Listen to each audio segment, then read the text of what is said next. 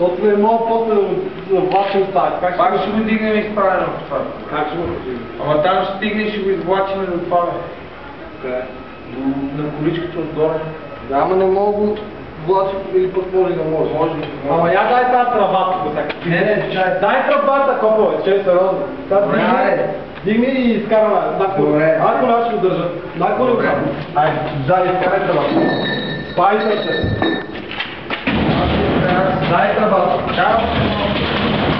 Не, пада на количката. Дай тръбата. Аз се слагаме тук и си го търкараме, ако искаш го накланя колко искаш. Айде. Ама тук там ли ще го гет? По-добре. Аз ще го наклона малко, ще го сложим на кантар и идвам при тебе. Става.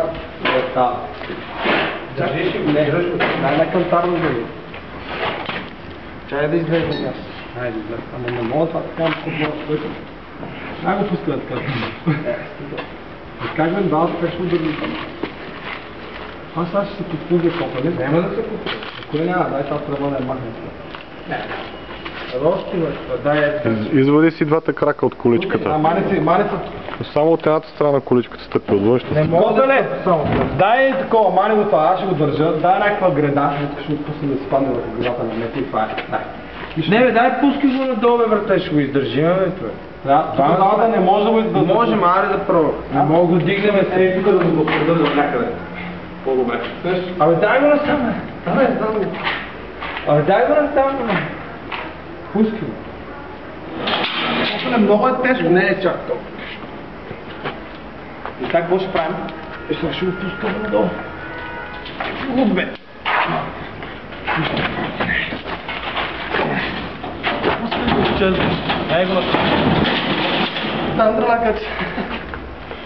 Буквално. Бързко. Този това е там на количката. Ей тук да се търкаля. Напред кантар, то ще ти го видя. Как да го по-точно да стане това?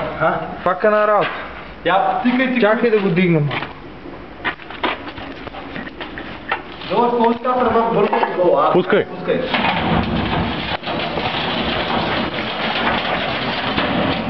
Това е, дигай колко можеш. Ба, сипа, майка.